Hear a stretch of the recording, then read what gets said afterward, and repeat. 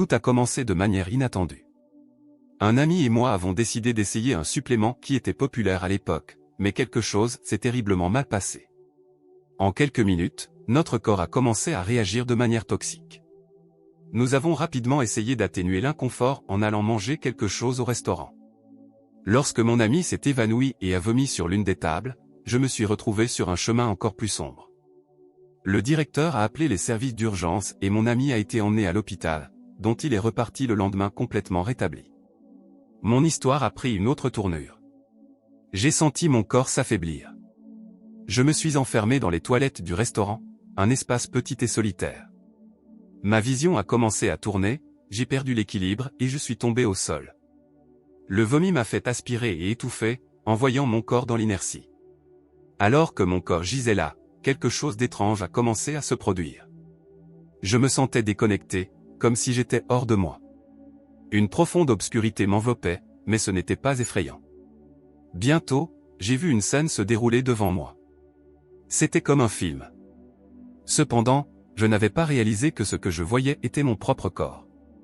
J'ai commencé à capturer tout ce qui m'entourait, les pensées, les sentiments et les émotions des gens dans le restaurant. Je pouvais sentir l'inquiétude du gérant pour mon ami et le soulagement de certains clients de ne pas être à ma place. Malgré tout cela, je ne comprenais toujours pas que le corps au sol était le mien. À l'extérieur de la salle de bain, un client a insisté pour entrer.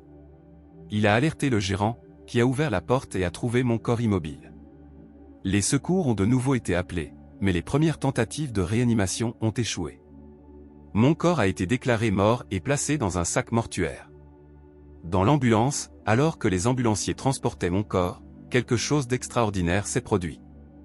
Un ambulancier paramédical débutant, dès sa première semaine de travail, a commencé à briller. C'était une lumière dorée et rayonnante émanant de son cœur. J'ai tout regardé avec extase. J'ai entendu une voix claire et ferme dire « Il n'est pas mort ». Le rookie l'a également entendu et, même sans savoir d'où cela venait, a suivi son intuition. Face à toutes les critiques des autres ambulanciers, il a décidé d'agir. La recrue a ouvert le sac où se trouvait mon corps et a essayé de trouver des signes de vie. Bien qu'il n'ait rien détecté, il a entamé des manœuvres de réanimation. À chaque tentative, le miracle semblait se rapprocher. Après plusieurs séries de chocs, un léger battement de cœur est apparu. Même sous la pression et les critiques, il a persisté. Lorsque mon cœur s'est finalement stabilisé, nous n'étions qu'à un pâté de maison d'un hôpital, où une équipe de traumatologie était prête à me recevoir. À l'hôpital, alors qu'il travaillait sur mon corps, j'ai commencé à réaliser que tout ce dont j'étais témoin était en fait ma propre mort. Ce fut un choc terrible. Sentir les contraintes sur mon bras gauche fut la confirmation qui me réveilla. J'étais entre deux mondes, entre la vie et la mort, observant tout avec clarté et, en même temps, confronté à un tourbillon d'émotions. Alors que je regardais mon corps, une vague d'émotions m'envahit. J'ai vu les erreurs que j'ai commises, les personnes que j'ai blessées et j'ai ressenti le poids de mes actions négatives. Mais bientôt, une chaleur indescriptible a commencé à m'envelopper. C'était comme un amour pur et inconditionnel, quelque chose que je n'avais jamais ressenti auparavant. Cette chaleur m'a montré que ma vie avait beaucoup plus de bonnes choses que de mauvaises et que j'avais encore un but à accomplir. Mon corps a commencé à réagir, quoique de manière chaotique. Des convulsions et des mouvements brusques se sont développés alors que les médecins s'efforçaient de me stabiliser. Le lien entre ce que j'ai vu et ressenti est devenu plus clair. C'était comme si mon âme était ramenée dans mon corps. Malgré la peur initiale, quelque chose en moi savait que je devais y retourner.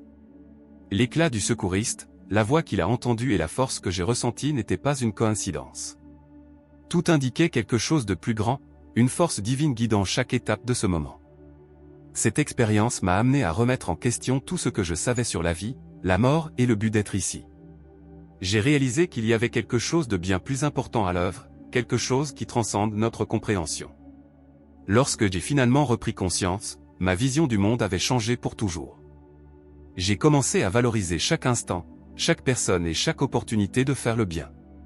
Mon expérience de mort n'était pas seulement un événement, ce fut une renaissance, un rappel que la vie est précieuse et que nos actions ont un impact bien au-delà de ce que nous imaginons.